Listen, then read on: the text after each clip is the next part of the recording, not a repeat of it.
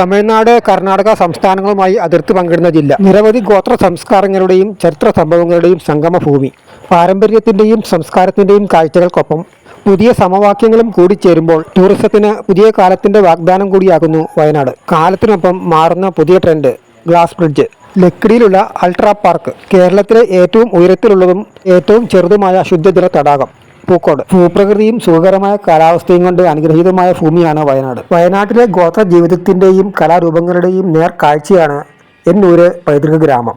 ഗോത്ര ജീവിതവും കലാരൂപങ്ങളും അടുത്തറിഞ്ഞുകൊണ്ട് പഴയ കാലത്തിലേക്ക് ഒരു തിരിച്ചുപോക്ക്. മണ്ണുകൊണ്ട് നിർമ്മിച്ചിട്ടുള്ള ഇന്ത്യയിലെ ഏറ്റവും വലുതും ഏഷ്യയിലെ ഏറ്റവും വലിയ രണ്ടാമത്തേതുമായ അണക്കെട്ട് ബാണാസുര സാഗർ. പഴശ്ശിരാജയുടെ ഓർമ്മകൾ ഉറങ്ങുന്ന കുറുമ്പാലക്കോട്ട. ശിലായുഗ കാലഘട്ടത്തിൽ മനുഷ്യൻ വസിച്ചിരുന്നു എന്ന് കരുതപ്പെടുന്ന എടയ്ക്കൽ ഗുഹ. അതിപുരാതന ശിലാലിഖിതങ്ങൾ കണ്ടെത്തിയിട്ടുള്ള കേരളത്തിലെ അപൂർവം ചില സ്ഥലങ്ങളിൽ ഒന്നാണ് Edakkal. Karapuzha dam adventure park. Veera Keralavarma Pazhassiraja അന്ത്യവിശ്രമം കൊള്ളുന്ന പഴശ്ശിക്കുടീരം. മാനന്തവാടി. വർഷത്തിൽ എല്ലാ ദിവസവും മരിച്ചവർക്കായുള്ള ബലിതർപ്പണം നടക്കുന്ന അപൂർവം ക്ഷേത്രങ്ങളിൽ ഒന്നായ ദക്ഷിണ കാശി എന്നറിയപ്പെടുന്ന വയനാട് തിരുനെല്ലി മഹാവിഷ്ണു ക്ഷേത്രം. കൽപ്പറ്റയിൽ നിന്നും 50 കിലോമീറ്ററാണ് തിരുനെല്ലി. കേരളത്തിലെ അതിപുരാതന ക്ഷേത്രങ്ങളിൽ ഒന്നാണ് തിരുനെല്ലി മഹാവിഷ്ണു ക്ഷേത്രം. മുനീശ്വരൻ കുന്ന്. വയനാടിൻ്റെ വേറിട്ടൊരു കാഴ്ചയാണ് തലപ്പുഴയ്ക്കടുത്തുള്ള മുനീശ്വരൻ കുന്ന്.